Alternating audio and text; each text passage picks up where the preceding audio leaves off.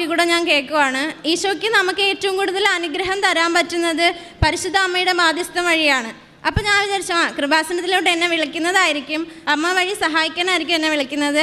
ഒരാഴ്ചയ്ക്കകം തന്നെ ഇവിടെ വന്ന് ഉടമ്പടി എടുത്ത് ഇവിടെ വന്നപ്പോൾ ലോട്ടിട്ടപ്പോൾ അപ്പോൾ മണി അടിക്കാനുള്ള ഇത് കിട്ടി. അപ്പോൾ എനിക്ക് സന്തോഷമായി. അമ്മ ആദ്യം വന്നപ്പോൾ തന്നെ സ്വീകരിച്ചല്ലോ, അമ്മയുടെ മണി അടിച്ച് അമ്മയെ സ്വീകരിക്കാൻ പറ്റിയല്ലോ, അത് തന്നെ വലിയ സന്തോഷം.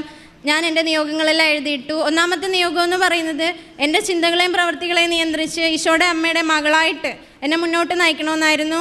രണ്ടാമത്തെ നിയോഗം എന്ന് പറയുന്നത് ഇനി സെക്കൻഡ് ഇയറിലാണ് ഞാൻ തുടങ്ങിയിട്ടേ ഉള്ളൂ, പക്ഷേ സെക്കൻഡ് ഇയർ മുതൽ എനിക്ക് ഒരു സപ്ലി പോലും വരാൻ പാടില്ല, അതാത് വർഷം പഠിച്ച് എനിക്ക് പാസ്സായിട്ട് ഇറങ്ങണം അമ്മയെന്നായിരുന്നു. പിന്നെ എൻ്റെ അമ്മയുടെ തൈറോയ്ഡ് രോഗം വെച്ചിരുന്നു. അങ്ങനെ നിയോഗങ്ങൾ വെച്ചു. ഇവിടെ നിന്ന് പോയി കഴിഞ്ഞിട്ടെന്ന് പറയുമ്പോൾ പിന്നെ ഞാൻ സാക്ഷ്യങ്ങൾ കേൾക്കാനും അച്ഛൻ്റെ ധ്യാനങ്ങൾ കൂടാനൊക്കെ തുടങ്ങി. ഇവിടെ നിന്ന് പോയി കഴിഞ്ഞപ്പോൾ ശരിക്കും പഠിത്തത്തിൻ്റെ കാര്യം ഞാനങ്ങ് വിട്ടുപോയി. പിന്നെ മുഴുവൻ പ്രാർത്ഥനയിലായി. എങ്ങനെ